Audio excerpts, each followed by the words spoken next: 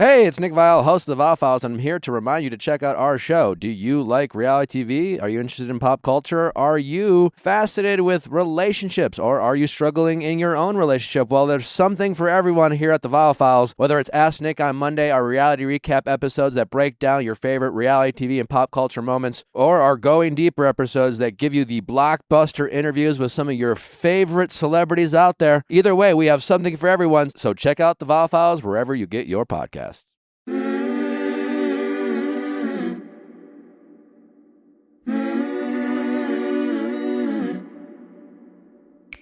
Hi, everyone. I'm Sarah Edmondson, and I'm here with...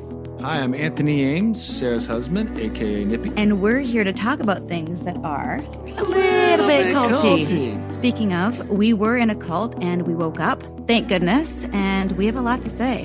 And a lot to ask.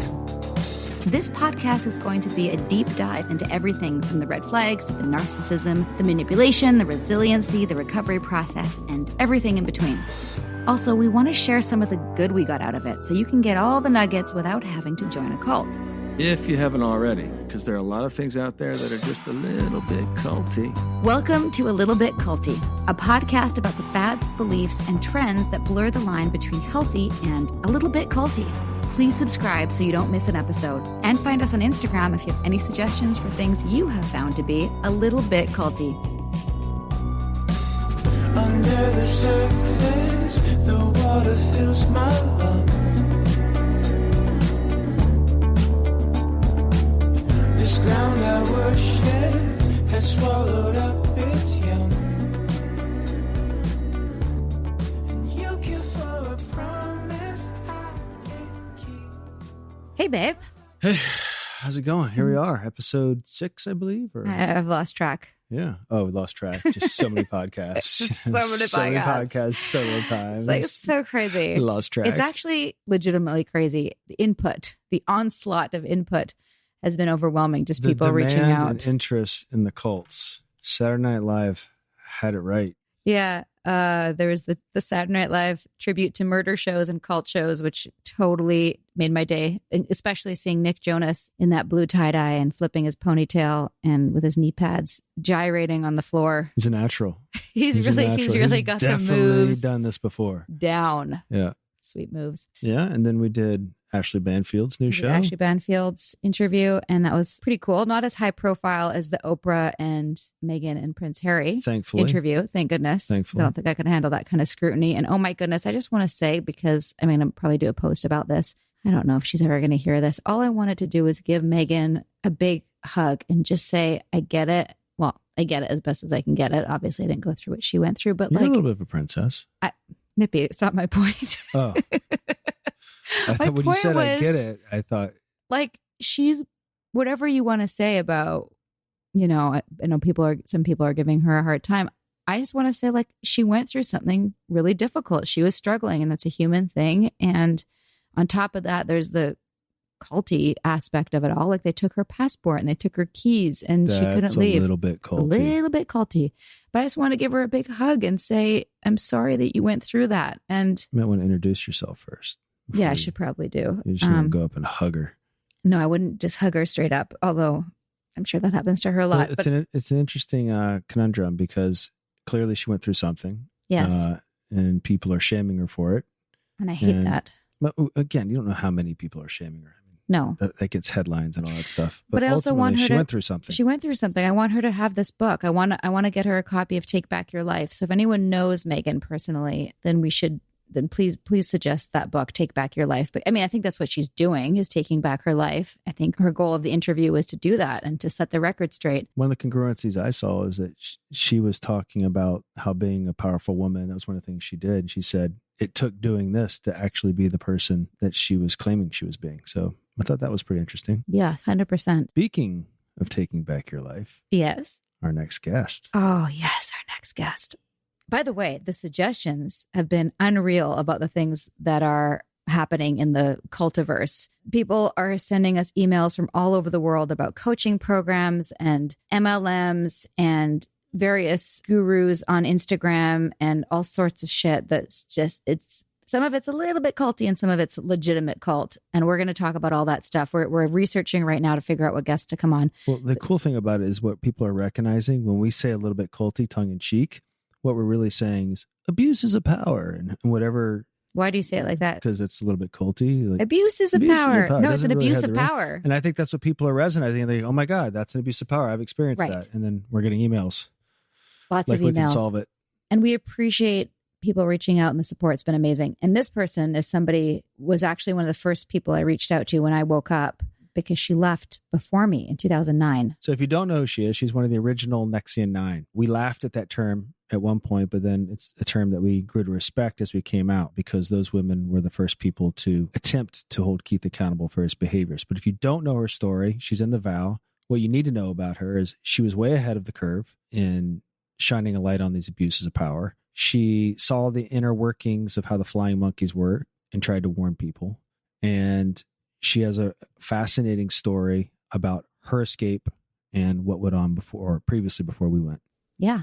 As a result of her trying to hold Keith accountable, she paid dearly for it. And Nexie had put her through litigation hell, and she ended up defending herself in these trials. And she ended up going a long way in educating the judge and people around her about how it worked.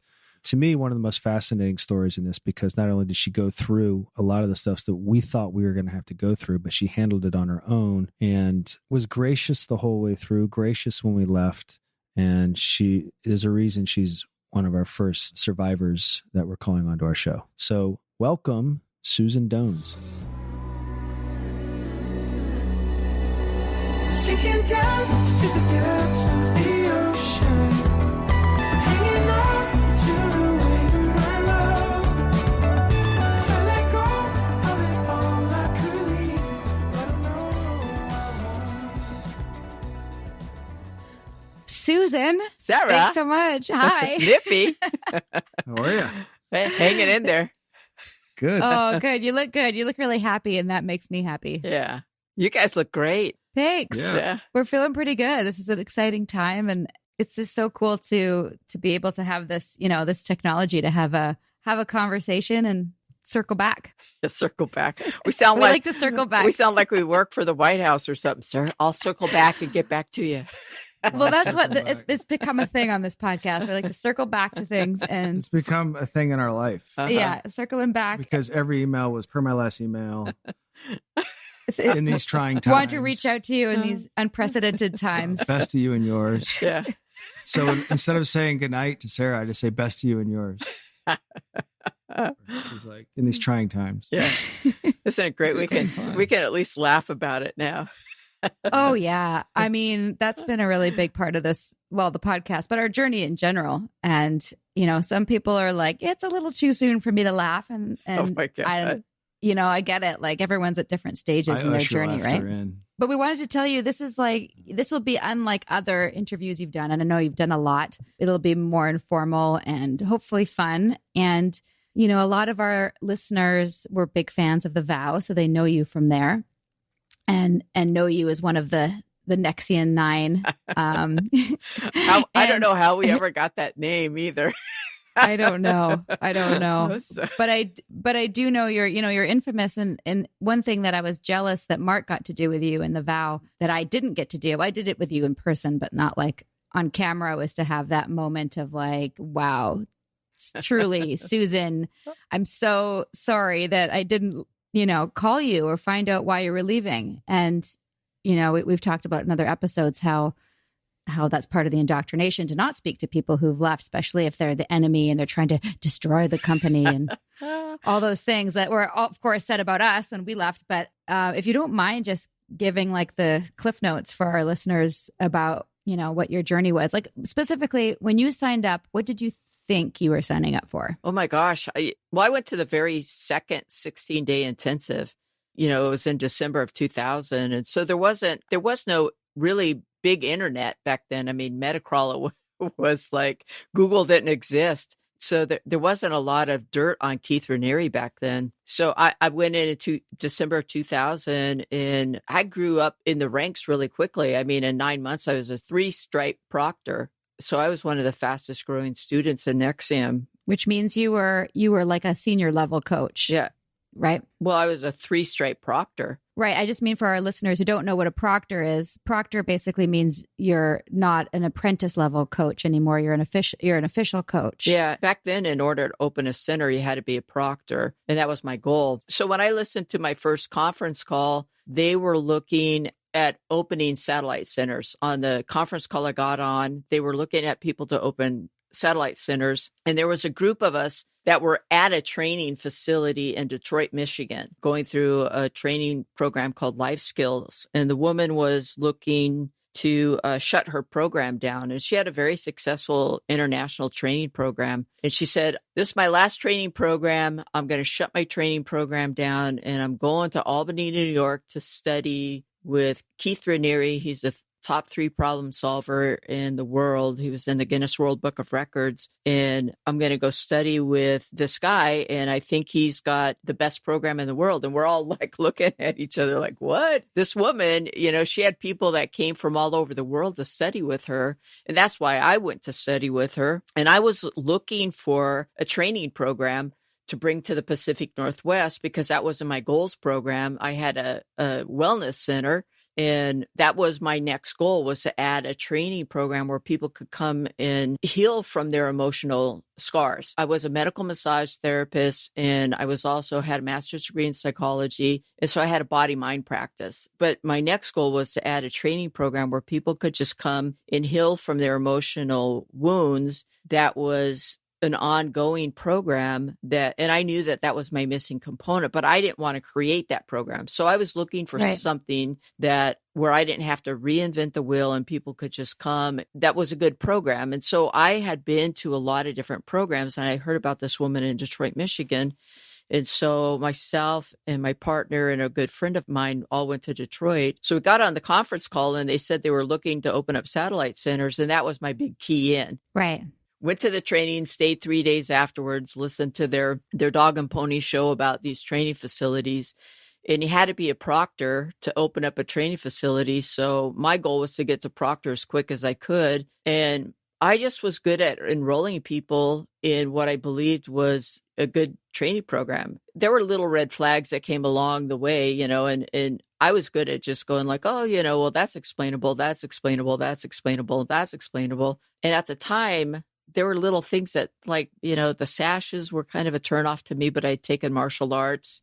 Right. I had been in the military and stuff like that. So it was kind of like, oh, okay. And it's a quirk. And, you bow to the dojo when you walk into the dojo, and you call the sensei when you're with him. If you went to like a potluck at karate, you didn't call him sensei, you called him Bill,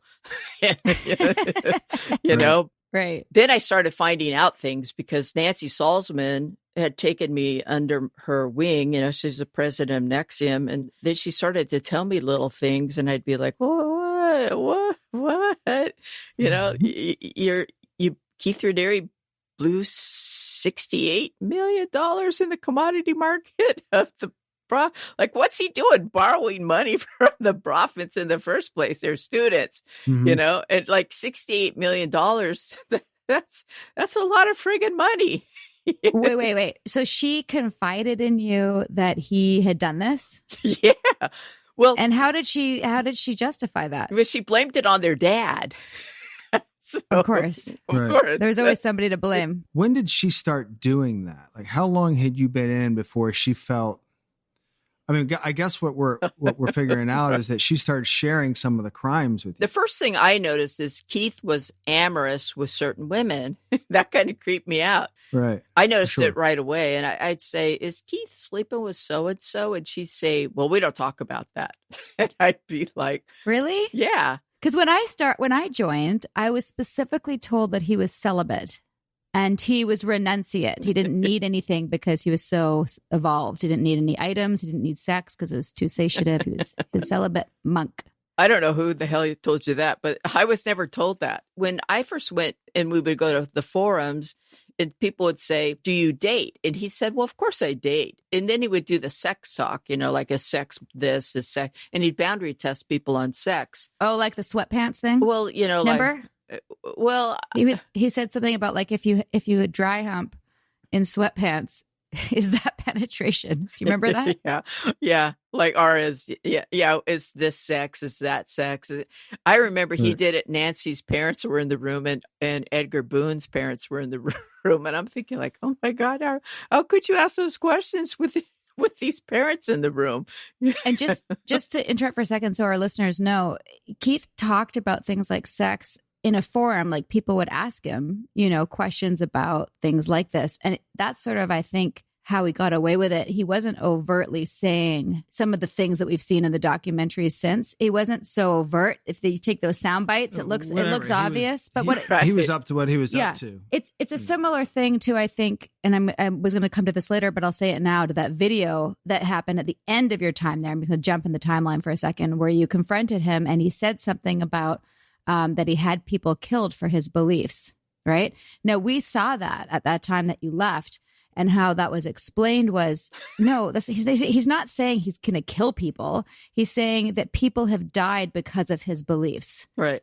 And that had happened in Mexico and things like that he was such a noble humanitarian like Gandhi that deaths had occurred. Not that he was threatening to kill you, but if you understand how he liked to implant things and it was subtle, then absolutely it's a threat, right? That's my take on that now, for those who are wondering. And how it was explained to me in my first deposition with Robert Crockett, their attorney, is that he had convinced the family not to pay the ransom. And then the kidnappers let the people go, and then they came back and murdered part of the family. And so I thought, well, that's plausible. And then I went home and researched it. And then the murders actually happened months after Keith Raniere said that to us in our meetings with him. Oh, wow. And then I wrote a report on the Saratoga decline about that, because he would have had to have been psychic in order to predict that when he said, I've had people killed for my beliefs. Right. And of course, none of you guys at the time were reading the Saratoga and Decline blog. And so what he did was he actually lied to the entire community about that. And so, and that was his mode of operation. But by the time I was deposed, he had time to have gotten,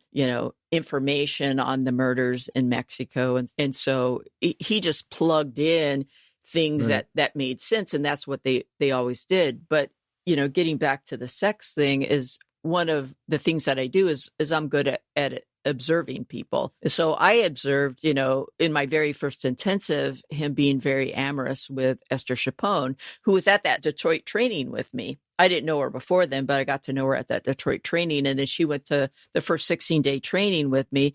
And within months, she was divorcing her husband and moving from Sterling, Alaska to Albany, New York with her 4 kids. And I'm thinking, like, what for? And then I find out months later that she had moved there to be with Keith, and then found out that he was not monogamous, as she had been told by Keith. And then she broke up with him, and there was this big to-do in Albany against Esther. She's confiding in me that he called her, a selfish bitch because she didn't want to have a non-monogamous relationship with him. This explains a few things for me. Yeah. And then, he's sleeping with Barbara Boucher, he's sleeping with Barbara Jeske, and they're like having these little cat fights with each other in the common areas of the NXIVM Center, and then Evie Navarez comes on scene. And then pretty soon they're having huge meltdowns. And it's like whenever they find out that he's not monogamous with them, which are, a few months later, he's having major meltdowns. One of the things I found out early on is they try to develop collateral over you. And for me, it was like trying to get me to not pay my taxes. And Barbara Jeske came after me. Nancy Salzman came after me. This whole pressure to not pay my taxes. I constantly refused to not pay my taxes. And I continue to pay my taxes, but it was constant to not pay my taxes. And it was all based on the fact that taxes were unethical. And I kept saying, well, I don't care if they're unethical. I'm not going to put myself in a position to one, get arrested, or 2, have these big fines and the IRS come after me. I'm going to continue to pay my taxes. But the one thing that became a collateral over me was the debt that I got into by setting up a center that was never in the black. I mean, my center was never in the black. I constantly had to pay for my center out of my my field trainer commissions, my proctor commissions, that kind of thing. But I never could get out of debt because they were constantly always piling on these other trainings that you had to go to. Right. And I think that's what a lot of people don't understand. Being a center owner, like the system itself wasn't designed to be successful. Like you only got 10% of the like, that's ridiculous. Like, you know, our rent to run the trainings, I think at the end was about $7,000 a month, just rent for having a space. Right. And do you know how many ethos students you need to have to generate $7,000, let alone something to live off of? So there's definitely that. I think that's a missing nugget for people's understanding of the brilliant business model that Keith Raniere, the smartest man in the world, created. I can't remember if it was at Claire's sentencing or Keith's sentencing. The judge actually said it was a Ponzi scheme. And it was a Ponzi scheme because there was no real money to be made except for corporate NXIVM. They're the ones that made the money. You know, everybody else lost money. And that's one of the things that people don't understand is that that's why when I left, I had to file for bankruptcy. And that's why NXIVM, that's where they came in and sued me, was in my bankruptcy court. You know, and then they filed charges twice. They filed charges against me in Mexico. I mean, I could never step in Mexico ever again because I don't know if those charges still loom over my head. Let's see if we can find that out for all of us who got the Mexico charges, because I'd like to go back one day. Yeah, well, I got the extortion charges filed against me, but then Keith and Emiliano filed charges against us in 2010 and then tried to lure us down there under the guise of coming down to speak at an anti-cult conference.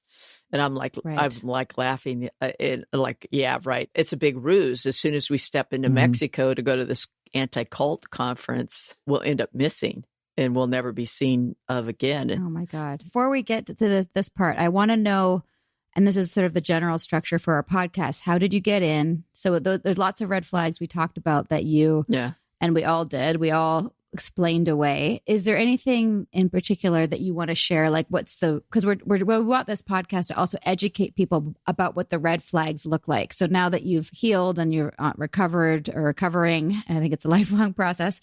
What are the major red flags that you dismissed because I'm assuming you trusted these people, you were excited about the new program, you wanted to learn, you're obviously a seeker. What were the main red flags that you could learn from, like in terms of lessons learned? Another red flag was the endless trainings, the constant trainings. That you need to go to this training, you need to go to this training. Another red flag is that it was unethical promotions. You know, like, I've always said that. It's like people that they wanted to extract money from, that kind of thing, got promoted over people who actually, like, I qualified for my 4th stripe. I never got it. I qualified for green. I never got it. Those kinds Susan, of things. I'm going to promote you to green right now. Oh, yeah. Here you go. Putting a green sash over your neck. I promote you to the rank of senior proctor with all the rights, responsibilities, and privileges that entail.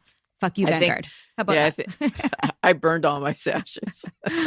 You just reminded me of something that I totally forgot about till just this moment. I don't know if you'll remember this. Do you remember when I was like, and I would like to hear your opinion about what you saw when Mark and I came on the scene in 2005. But I remember when I was getting promoted pretty quickly, like I also went up the stripe path pretty quick. And I remember you saying something to me like, well, it helps to have Mark's Vicente as your sponsor. What I heard was at the time that I didn't really earn my stripes, but because I was being ushered along by Mark Vicente, I was getting special treatment. Like you said, it wasn't for my money because I was a broke artist. I was a networker and I was bringing people in and I was a good recruiter and stuff. And I think I even talked to somebody of a higher rank. And that's when it started where they said that you were being suppressive towards me. But what you were pointing out was actually true. It was unethical promotions. I was getting special treatment because I was coming in through Mark, and it was the whole Hollywood thing, and they wanted that to grow quickly, and they were making me feel special, and they were making me feel like I could do it, and I did, work hard. It wasn't like totally unearned. What you were pointing out was true, which was that it wasn't a standard that was consistent, right? Right. I think those were obvious. I mean, I thought certain people got special treatment and certain people were in positions of power that they probably shouldn't have. Well, it's so funny because it didn't matter what I said. If I said, hey, it's a nice sunny day, it was considered suppressive. And I never thought that you got promoted unethically, looking back on it. And I was glad that Mark was your upline in the organization. I thought he was a good help for you in regards to that. But you have to remember, I started to ask questions that somebody shouldn't be asking. Right. And so they had already started to set up my exit from NXIVM by the time you came in. And so it didn't matter what I said, they were going to start to poison my well in the organization. What they were starting to do was set boulders in my way of anybody that was coming to my center. I don't believe I said that with bad intent. No, of course not. No. Yeah, in regards to you. When you said that to somebody else, I think they were just trying to say, oh, Susan's this bad, evil person and you should avoid yourself from her. Like I remember when Nikki Klein told me she was going to leave Battlestar Galactica and I tried to talk her out of it. I'm sure she probably went and told the higher ups that I was trying to talk her out of that. Or when Kevin and Lori were going to move to Albany because they were going to build an Olympic training facility. Oh my gosh. I pulled them aside and told them that that's never going to happen. You're going to move back to Albany and you're going to be, you're going to be drones working for Claire probably. Which they did. Claire called me and chewed my ass out. And then Nancy chewed my ass out.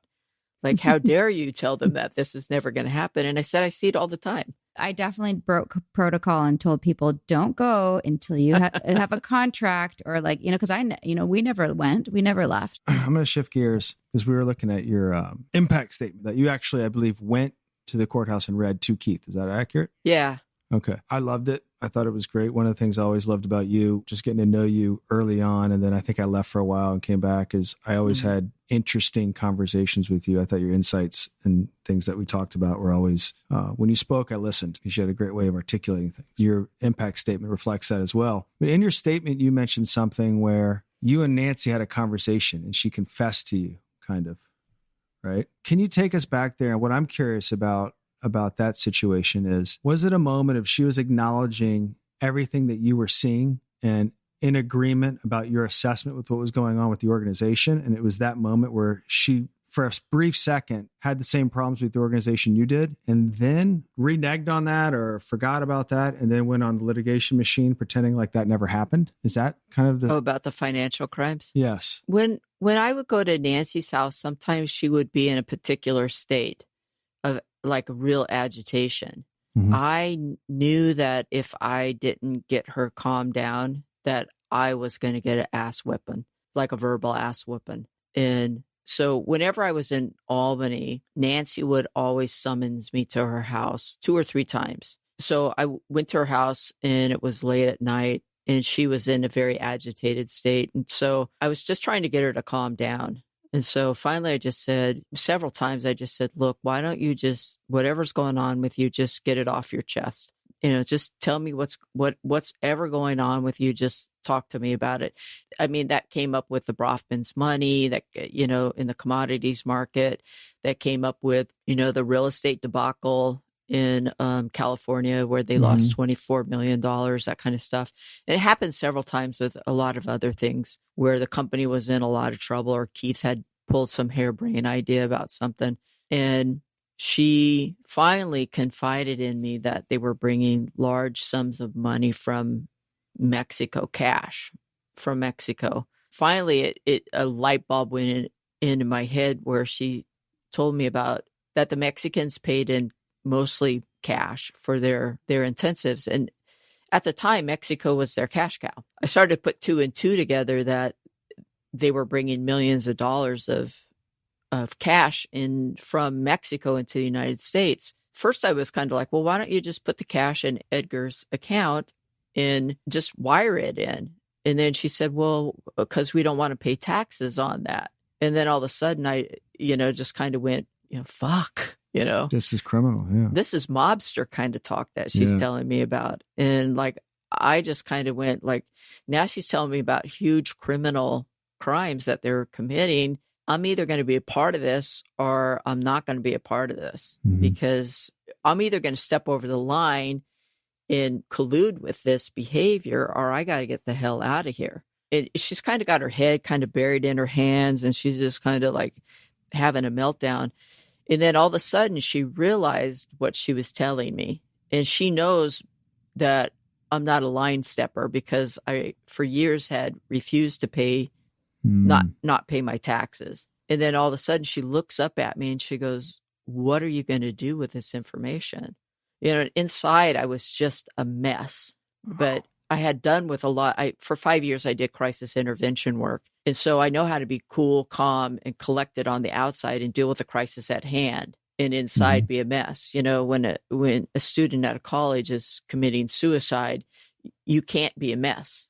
You know, you have to deal with the crisis at hand, get college campus security involved, get the mental health providers in hand, get, 911 involved and stuff like that. And you can fall apart later, but you have to be cool, calm, and collected. And so I just looked at her and I said, "There's nothing I can do with this information. I mean, I have absolutely no proof. You know, would be your word against mine. There's nothing I can do with this." And I said, "So I'm not going to do anything with this." And inside, I'm just going like, "Oh my God, am I going to be able to get home? Am I going to be able to get the hell out of Albany? Am I So going to?" you were planning your exit. Yeah, like I can't be a part of this anymore. Because now I know they're committing crimes. I knew people weren't paying their taxes, and I knew NXIVM wasn't paying their taxes, but that wasn't on me. I was still doing my legal things. Now I know that they're involved in, because when you're bringing millions of dollars across the border, you have to launder that somehow, Sure. and Or keep it in a shoebox, as we found out that she did. well, but you can't keep that kind of money in shoeboxes. I mean, you have to have a plan for it. But inside, I'm thinking like, oh my God, that they're going to come collect me tonight. Are they going to am I going to end up in a cornfield in Iowa and all that kind of shit? And I knew I was done.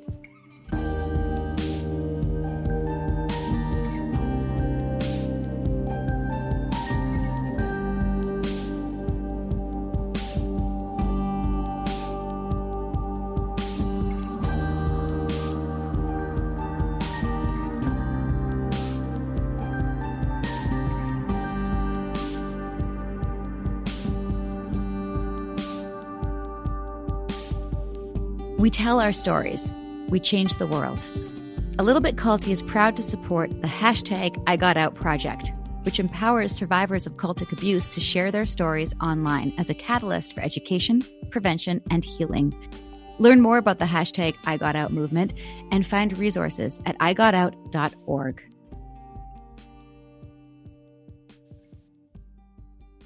I just figured I'm done. I got to figure out a way out of this. And so I got home and I was scared to death. I called Barbara Boucher and I said, "I'm done. I'm closing down my center." And that's when she said, "Well, are you going to come to the non-Dalai Lama event?" And I said, I'm done. I'm figuring out my exit plan now. And she said, "Well, why don't you come back to Albany? And, I have some people have some concerns and I have some concerns." And she said, "And we can just talk, we can meet and stuff." And I, had a place in Albany at the time, and I had a car back there and all this kind of stuff. And I thought, well, I could go back and clean up my affairs in Albany and nobody would know, be the wiser. They'd all think I'm coming back for the non-Dalai Lama event. That's when the Dalai Lama had canceled the event. They had that week-long event of activities. Yeah. And I just won't go to the event. I'll just clean out my stuff at the house and figure out what I'm going to do with my van. And I'll just exit stage left and nobody will be the wiser. I'll shut down my center and I'll just be gone. And that's when she said, "Well, maybe we can meet with Keith and, maybe we can make some changes." And I'm thinking like, it's like, I don't know how you stop money laundering and stuff like that, but okay. And then 2 days after meeting with Keith and him running us around the mulberry bush, I thought, this is so stupid. I'm done. What was that meeting like? Can you paint the scene for us? We presented him with some of our concerns, and it was just one manipulation after another. He let me film it, which I was really surprised. And then we'd go back to Barbara's house and watch the videos, and it was just one manipulation game after another. And I just said, I'm not going back to the third day. And so Kim took my camera and set it up and filmed it. And the third day was just about telling him we were done.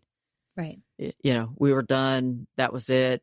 Blah, blah, blah. So Nancy must have known it was for what you saw. Oh, yeah. Okay. Yeah. Yeah. And whether she ever told him about the money laundering, I don't know. Right.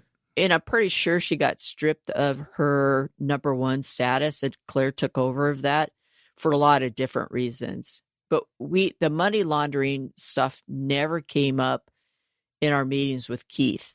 Although I did tell all the women about it. Barbara told all the women about how she got sucked into having a relationship with Keith.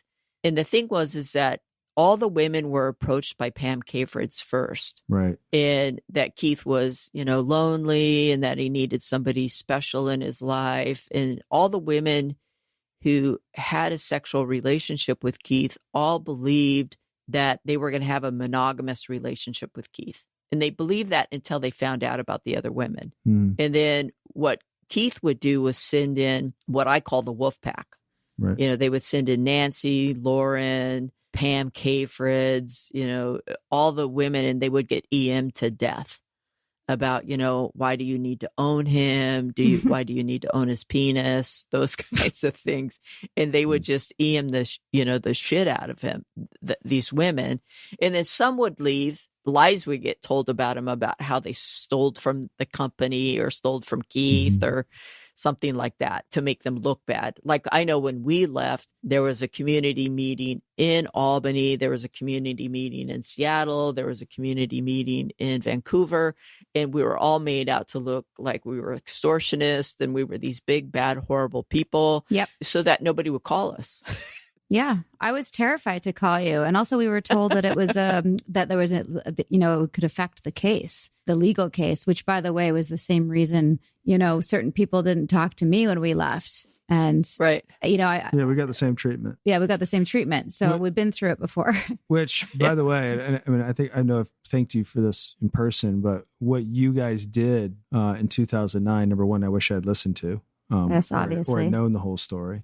That would have saved me 9 years. Yeah. And number two, I want to give you guys credit because had you guys not done that, I don't think we would have been able to make as good decisions as we did in leaving because you guys, were the first one through the door get shot, and you guys were the ones that were the leading blockers, so to speak. And then it allowed us to go, oh my God, they did this to them. They're going to do it to us. We knew their playbook. It helped us a lot in understanding where we could see maybe the punches coming. So totally don't think that what you guys didn't do wasn't for naught. And it allowed us, I think, to do what you did based, on what you guys had done before and refine our process. And specifically, we knew that you can't confront Keith. You can't sit down with him and try to work it out. You could go in and have a debate about. Meals bring people together, but for many families, providing their next meal can be a challenge. You can help by participating in Macy's annual Feeding the Hungry food drive. All proceeds go toward local food banks and families. Now through January 31st, you can purchase an icon in-store or online, or watch out for the blue Feeding the Hungry shelf tags, where a portion of your purchase will be donated to local pantries. Together, we can combat hunger in our local communities at Macy's. This episode is sponsored by BetterHelp. What are your self-care non-negotiables? Maybe you never skip leg day or never miss yoga. Maybe it's getting 8 hours of sleep. I mean, that's my personal and everyone's dream, isn't it? Well, I definitely have some non-negotiables. Like I'm in Vancouver right now and I'm spending literally as much time as I can outside in nature. Hashtag cold pools, hashtag crushing it. Nature is a non-negotiable. Not enough time in the fresh air and the trees around me and I start to feel not great, not myself, not grounded. Therapy day is a bit like my nature walks. I try to not miss it. And I know I'm just going to feel so much better all around if I make it a priority. I get so much out of it. It helps me put my worries and anxieties in their rightful place and helps me clear my mind so I can focus on what I really need and sometimes what I don't need. Like, I don't need to be overbooking myself just because I hate to say no to people. You know what I mean? Thanks, therapy. Thanks for helping me see that. And if you're thinking of starting therapy, give BetterHelp a try. It's entirely online, designed to be convenient, flexible, and suited to your schedule. Just fill out a brief questionnaire and get matched with a licensed therapist, and switch therapists anytime for no additional charge. Look, even when we know what makes us happy, it's hard to make time for it. But when you feel like you have no time for yourself, non-negotiables like therapy are more important than ever. Never skip therapy day with BetterHelp. Visit betterhelp.com/culty today to get 10% off your first month. That's BetterHelp, HELP.com/culty. The Frankies were a picture-perfect influencer family. But everything wasn't as it seemed. I just had a 12-year-old boy show up here asking for help. He's emaciated. He's got tape around his legs. Ruby Frankie is his mom's name. Infamous is covering Ruby Frankie, the world of Mormonism, and a secret therapy group that ruined lives. Listen to Infamous wherever you get your podcasts. Taxes or something, and he could gaslight you and you could just go, screw this, I'm leaving. There wasn't an intellectual debate I was having about the merits of branding people. Like, so it was like, okay, what you guys had tried to prevent, you know, it did get worse, and it probably would have gotten worse had we not done what we done, and who knows. Right. Well, you know, and a lot of people called me, like, you know, Sarah, you called me, and I appreciated that. And everybody leaves when they get enough information. And I don't feel like anybody owes us an apology, because like what I told Sarah is the important thing is that you left in your healing, and that's what's important.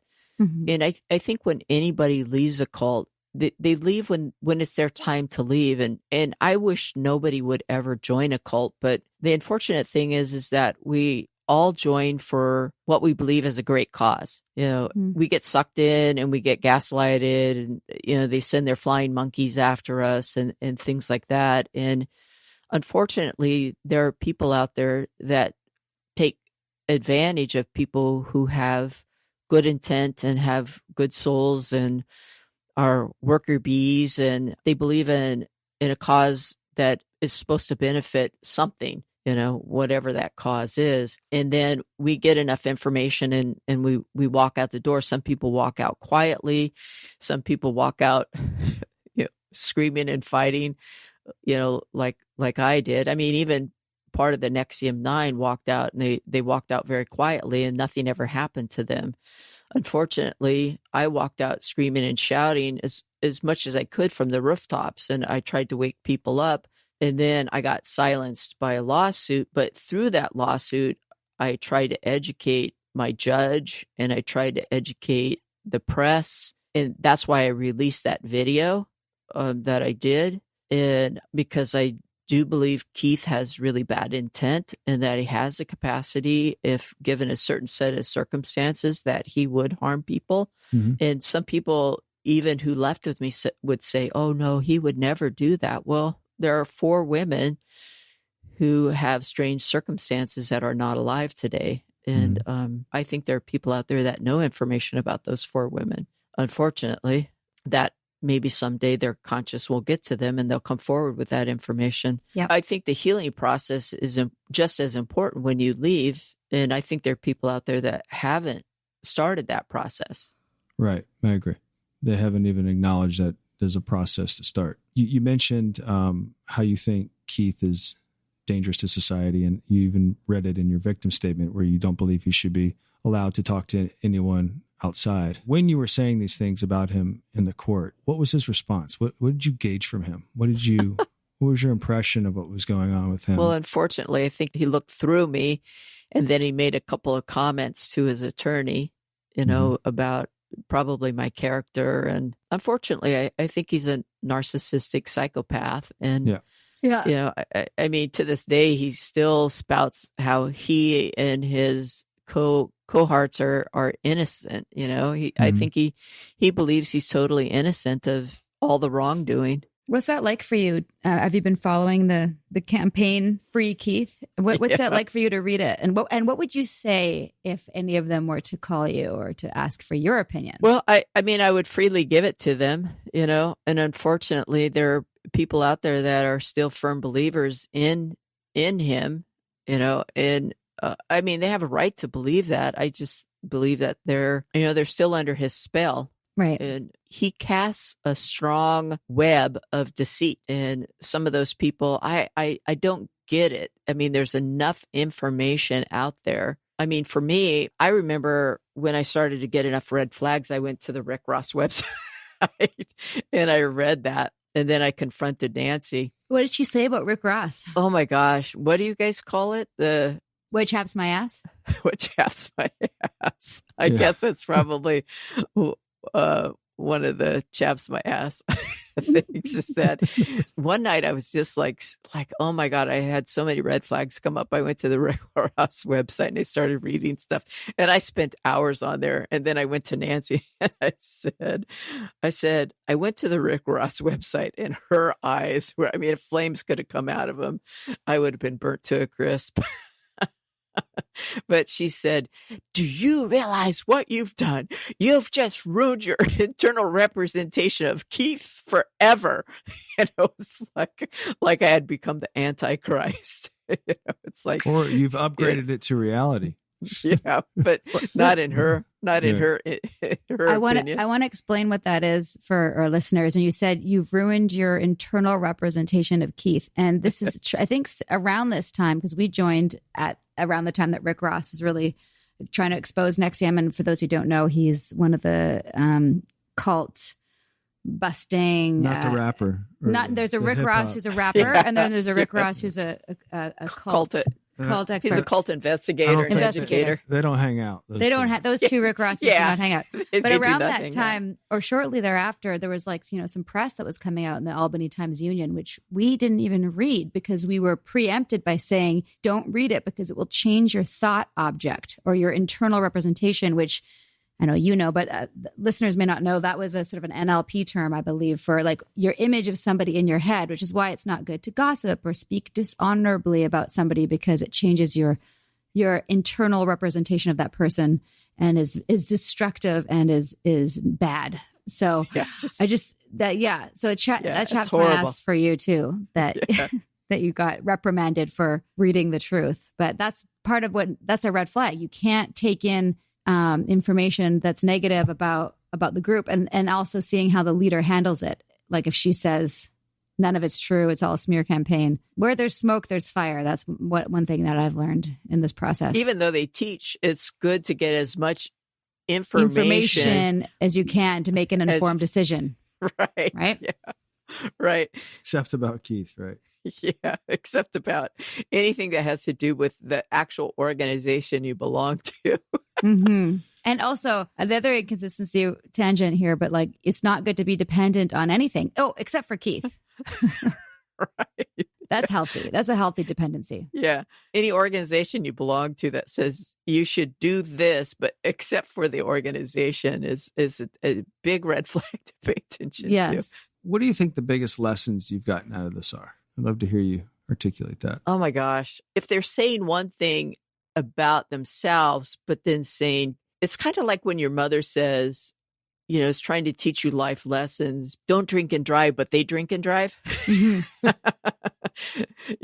It's like, do as I say, but not as I do. Do as I say, but don't do as I do kind of thing. Run the other way. I think when people preach one thing but do another, it's like just run the other way kind of thing. Is like, that's a really bad sign. And pay attention to your gut.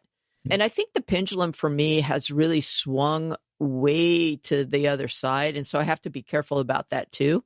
Like for a long time, it's like I could not do anything groupish. Like I make a big joke, like I wouldn't even join a bowling league. Right.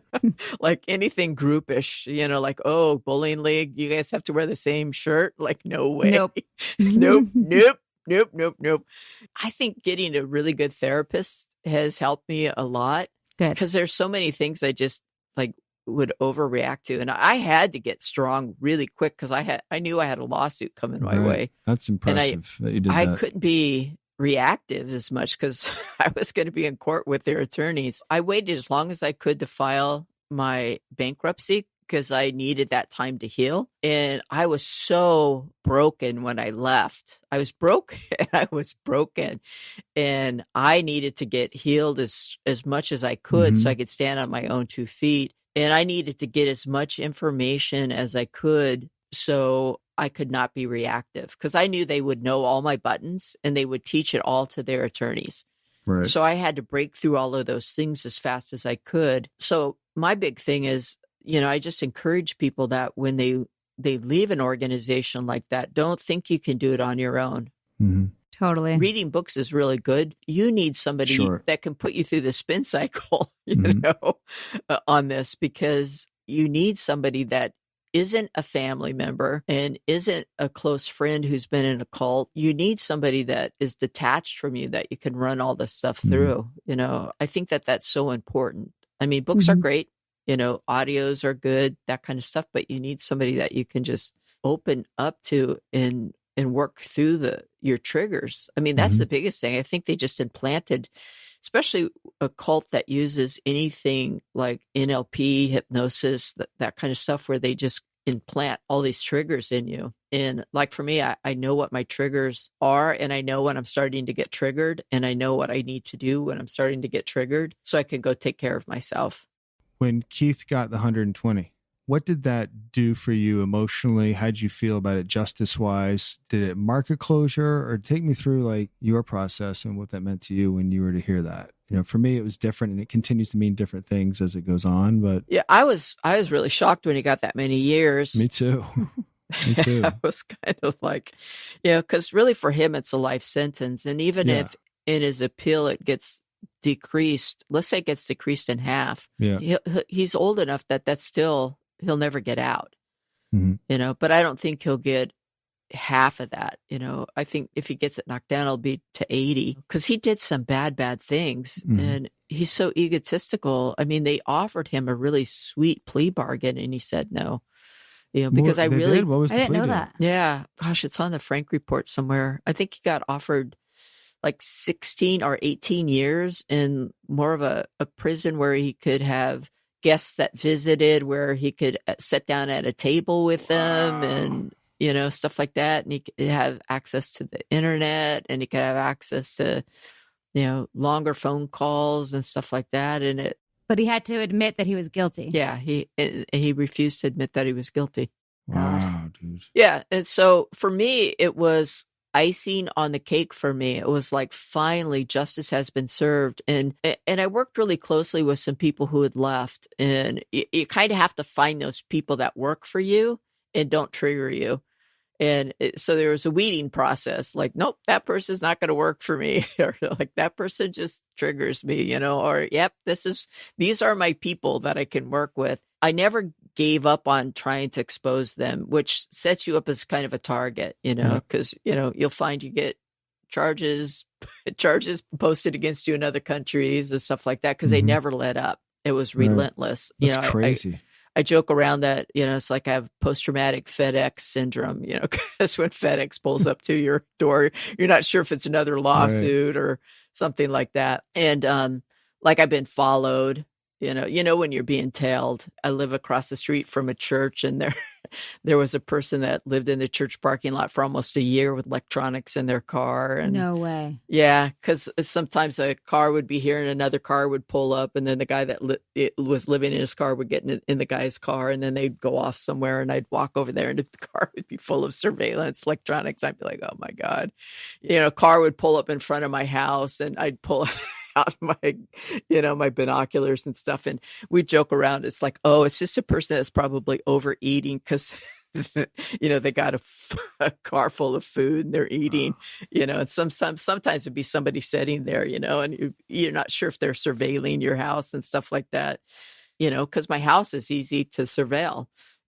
My whole front of my house is just windows, and stuff like that. And so they could sit around the corner and, you check to see if they have binoculars. It was weird until the ship started burning. You guys left, the DOS stuff broke, and then Keith is in Mexico, and then he got arrested. And when his trial was over and then he got sentenced, it was a relief.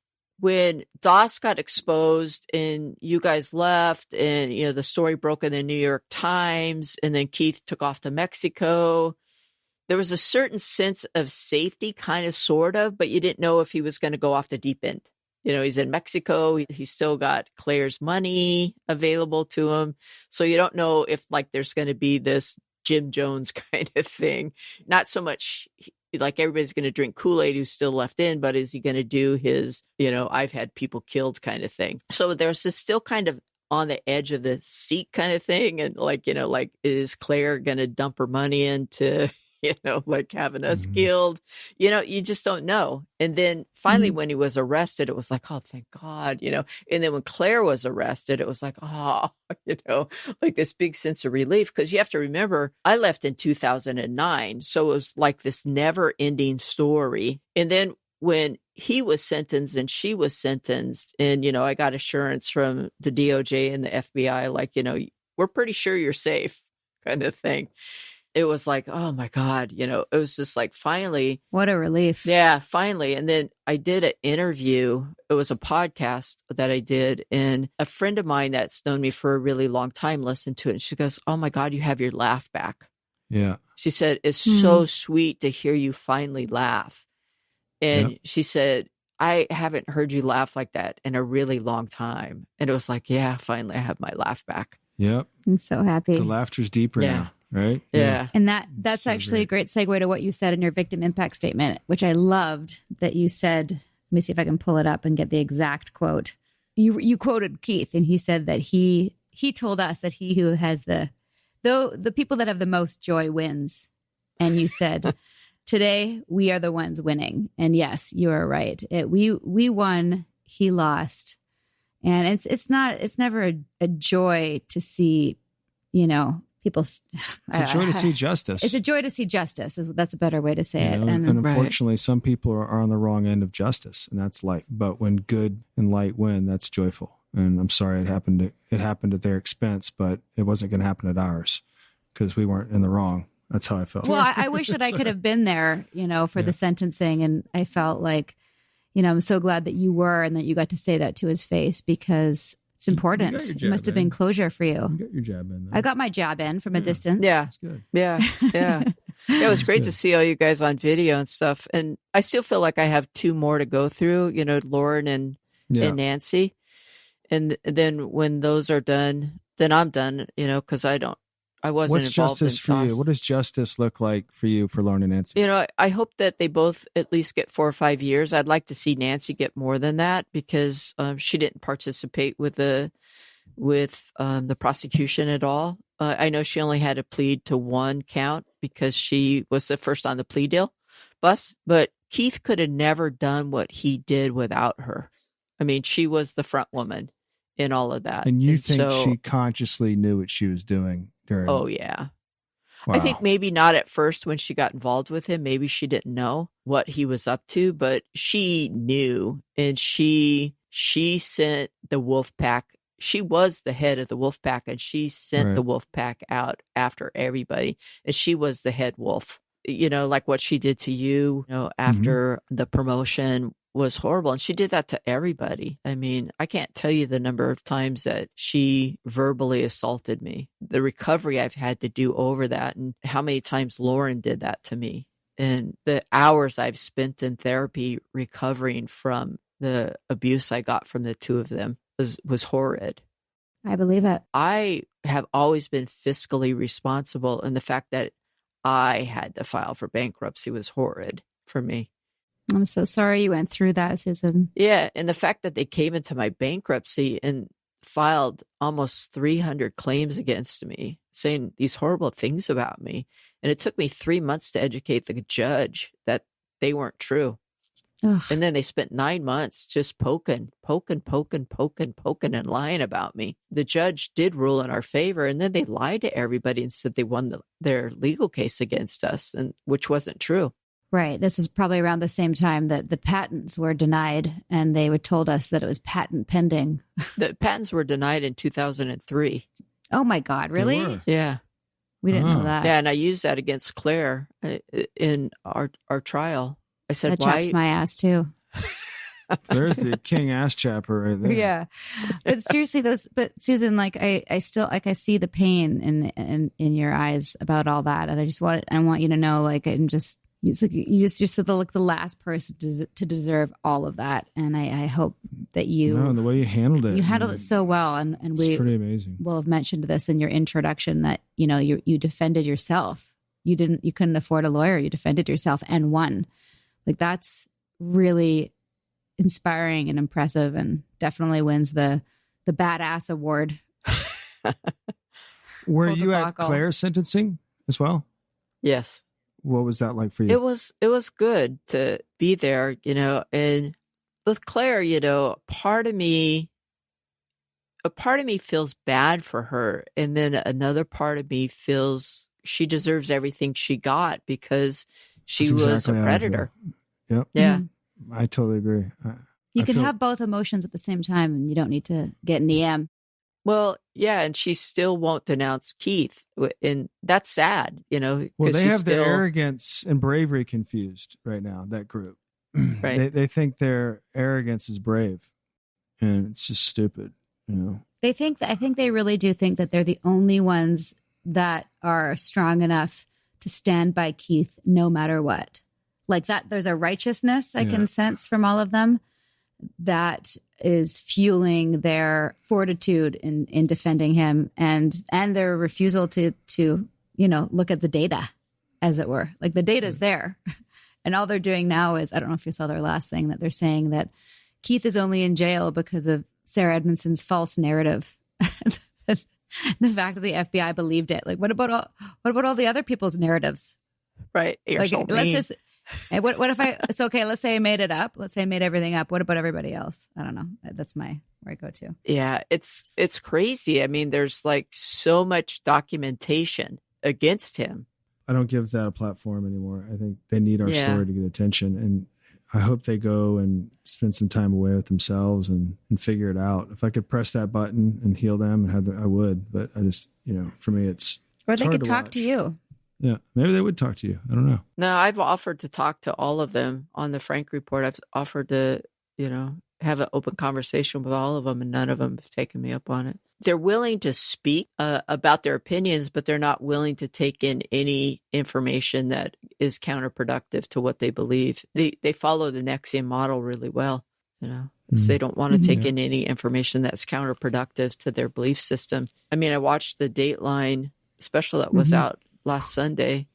Wow. And How is that for you? it was, I mean, it's kind of status quo. At some point, I hope they stop giving Keith a platform. Yeah. I mean, he needs to stop having a platform. Yeah, is I one totally thing. agree. But Nikki, she looks very ghoulish, in my opinion. She's so blank, expressionless, and she's his number one now. I mean, that's kind of scary. Yeah. Really. Danielle Roberts, I mean, she is so in denial about, well, they wanted their brand. It's like they thought they were going to get a tattoo. They thought they were going to get a tattoo. They didn't really even know what was going to happen until they got into the room. And then they had collateral over their heads. I mean, how do you justify they wanted it? And also they withheld the information that it was Keith's initials. Do you think people would have wanted it if it was Keith's initials, especially the married women? The whole narrative has plenty of holes. When they say yes, but they wanted it, that doesn't negate it. To me, it goes, and they wanted it. It's more Makes it alarming. worse. It's more alarming. How are women consenting to being branded when they sign up for a personal professional development group? Saying because they wanted it doesn't stifle my inquiry. It makes me more curious and more concerned and more alarmed. Right. Yeah, and there's the audio proof that Keith says to Allison, the key testimony It's called evidence. The evidence that India gave to the court that says Keith says, have them ask for it so it looks consensual. Right. And now Danielle's saying, but it was consensual. No, they framed it that way. Did you not attend the trial? Argument with them is doing it. I know. You have to know, Susan, everything I say and do, and I think you had this as well. I hope that someone is listening who might plant a seed of doubt. Go, wait a second. That's a good point.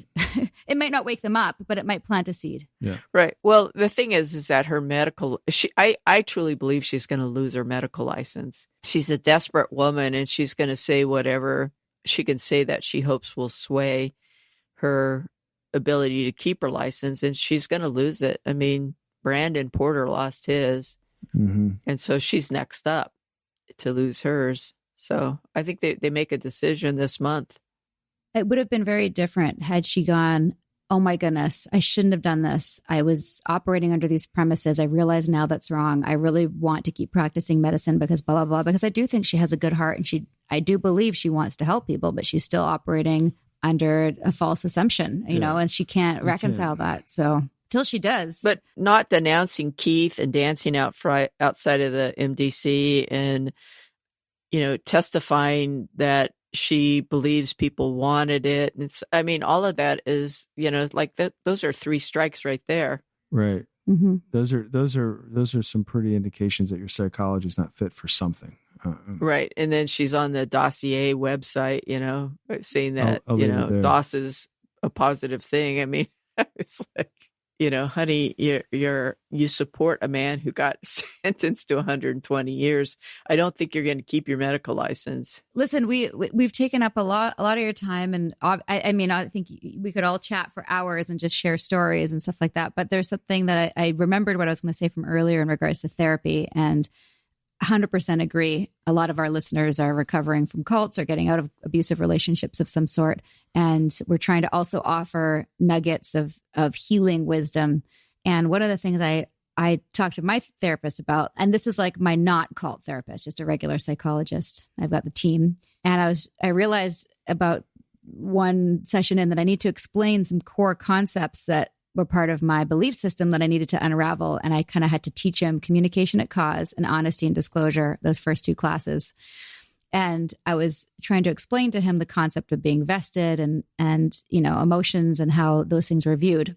And I had to explain that the concept that we were taught in the very first day, which is that, you know, there's things that we need, which are just survival based, and anything else that's nothing to do with survival are desires. And that means they're non-integrated fixations. In other words, they point to our deficiencies. So wanting things like love and support and community and connection and the things that were important on my list, I was told that those were things I needed to work on. And he looked at me, and this was great in reference to what you're saying, like having an outside sounding board. He said, well, those are things you need to survive, but what about to thrive? And I had this huge aha moment going, oh my God, that's what he was trying to do. He was stripping away all the things that people need to thrive. And I thought of the women that had moved to Albany and given their lives to him, and they weren't thriving. Those women were not well. And I recognized that, you know, part of our journey, and I think one of the reasons why we were obviously sucked in, but we weren't sucked into the level that some people were who moved there, and neither did you, thank goodness. We maintained some sort of sense of ourselves and were connected to those things that were important to us, and we weren't going to let anyone take those things away. When I hear you speak about what you're doing now and see you on social media and stuff, I feel really good knowing that you endured and that you're stronger for it, and you have a wonderful partner. Sorry, I'm going to cry. And that you're thriving. Even with all these challenges you've had, you still thrive. And I do think that makes you a true, we haven't found Winner. the word. Winner, survivor, dissident is another word that we just got thrown at us. You've come out the other end, and I'm so glad we got time to talk. Yeah, it's been an amazing journey, you know, and I truly believe that. I mean, if I had to do it over again, I definitely wouldn't choose to do it over again. It was grueling to have to go through, and I think I've definitely learned a lot. People say, well, you know, did you get a lot out of it? And I did, but you know, gosh, it was so hard, and it was so tough to have to go through all of that. I think I'm out the other end. I'm grateful for you guys for everything that you did. You know, had you not had the courage to leave and help take down the cult, that had to be scary. And watching you guys, your journey through the vow and reading about it, it had to be scary. It was a condensed version of what you went through. It was the final nail in his coffin. Mm-hmm. It wouldn't have happened without, you know, the two of you and Mark and Bonnie. And thank God the Eastern District of New York, the DOJ there and the FBI and stuff like that finally took it up as a cause. I mean, we couldn't count on the Northern District to do anything. I think they had too much power.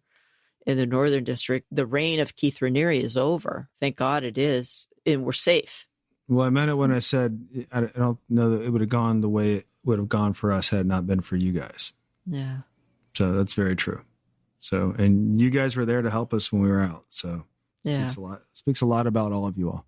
I mean, it took a village, you Yeah. know. And so when anybody says I did. took down NXIVM, I No. always chuckle and I'm like, Yeah. God, it Yeah. took a village. Everyone threw their punches. Yeah. I do correct people when they say that about me too. I'm like, no, I was a key part and that I was willing to show the brand, but I couldn't have done it on my own. Yeah, There was a team #team takedown. that's true. Takedown, yeah. I've had a lot of people encourage me to write a book, and I've thought about that. But if I write a book, it's not going to be my story. I'd really like to write a little bit of my story, but then what I want to do is incorporate people who have left cults, Yes. Mhm. so they have a voice to talk about their story and then talk about their healing journey. And that's more of like what I would like to do, and have some recovery kind of stories in there, because I think that that's what's more important, that there is life after a cult. I agree. Yes. Yeah. Well And that's put. the best part of the life. And actually, that's a great note to end on. Do you have one tip for healing for anyone who's listening who's recovering from cultic abuse? Yeah, and again, I think it's therapy and reading. You know, there's a lot of really great books out there, but I think therapy is the number one thing. Don't be too proud to reach out to a good therapist, and it doesn't have to be a cult therapist. You got to find your person for sure that can help you through it. Yeah, And sleep too. I think for us, being able to sleep and not have to get up and do trainings and be in the grind, like reclaiming your actual schedule back into your life is nice. Mhm. And I look forward to the day that we can hug and celebrate and toast together. meet your kids. Yes, we need to right. meet our kids. And That's until right. then, give a big, big hug to Kim for us. Yes. Best Yeah, of Kim. well, And don't be a stranger. and good luck with your podcast. So Thanks. Thanks, Susan. You're awesome. yeah, you guys are too. Yeah. See you next time. All right. Bye, Susan.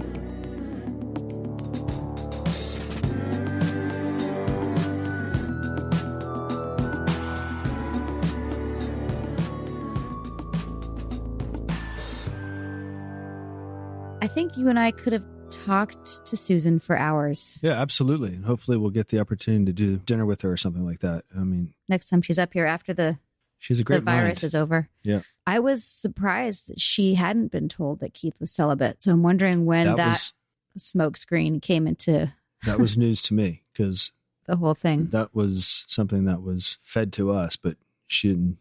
seem Maybe to it have was that. fed to us when we got involved to kind of like cover the fact, because if she was before us and people were starting to get upset, maybe like around the time that Susan was starting to notice these love affairs, that He Keith anticipated it, and he then couldn't keep it in his pants. And got ahead of Yeah, it? maybe Yeah, he yeah. proactively planted the he's celibate bullshit. You know, we've said from the beginning that we really want to share some of the red flags and the nuggets that we've learned. And I think one of the things with this situation for me is that, you know, when Susan, I didn't get a chance to say this to her so directly, but when she left and everybody else left, like I didn't speak to her because I was told and believed that she was suppressive, which means basically that she was doing destructive things and was trying to destroy the company. And there were some legal things. And, you know, because as she said in the interview, she'd been asking questions for a while, they were weaving that web of deceit about her for some time. So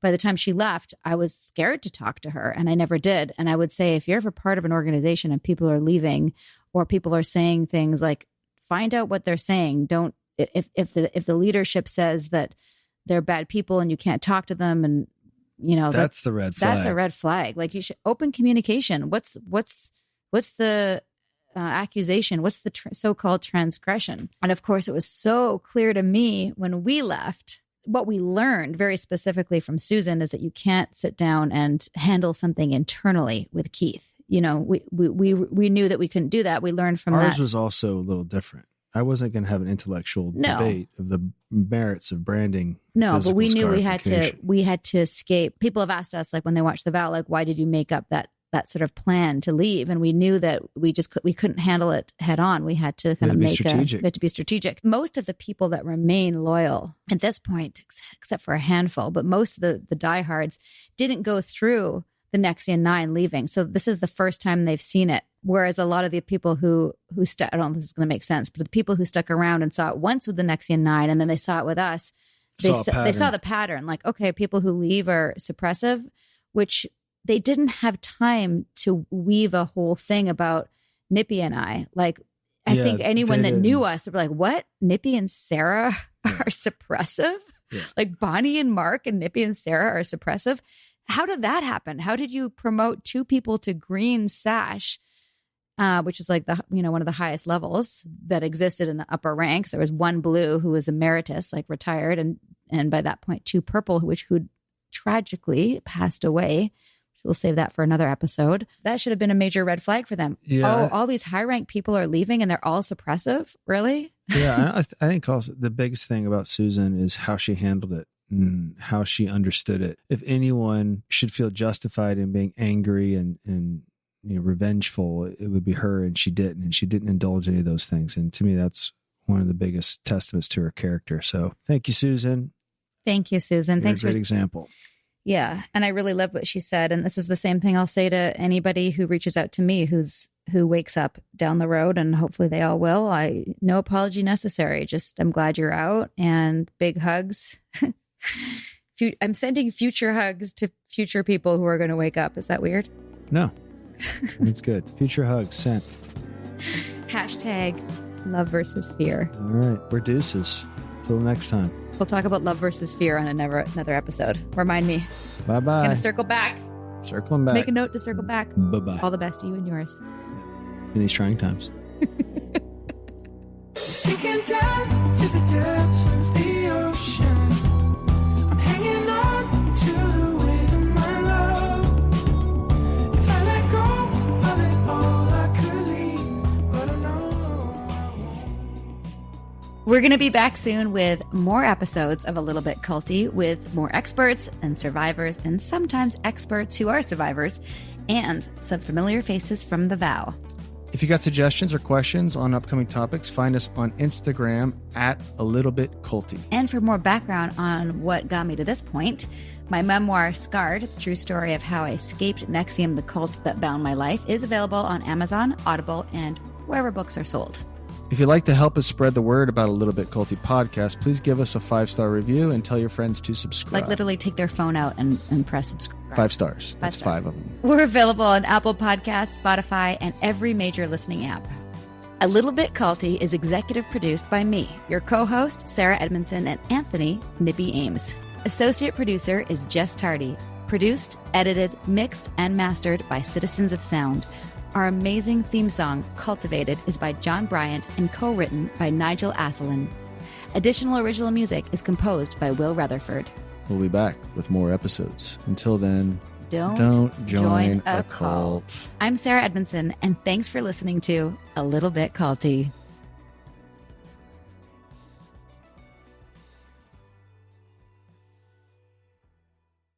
Hey, it's Nick Vial, host of the Vial Files, and I'm here to remind you to check out our show. Do you like reality TV? Are you interested in pop culture? Are you fascinated with relationships, or are you struggling in your own relationship? Well, there's something for everyone here at the Vial Files. Whether it's Ask Nick on Monday, our reality recap episodes that break down your favorite reality TV and pop culture moments, or our Going Deeper episodes that give you the blockbuster interviews with some of your favorite celebrities out there. Either way, we have something for everyone, so check out the Vial Files wherever you get your podcast.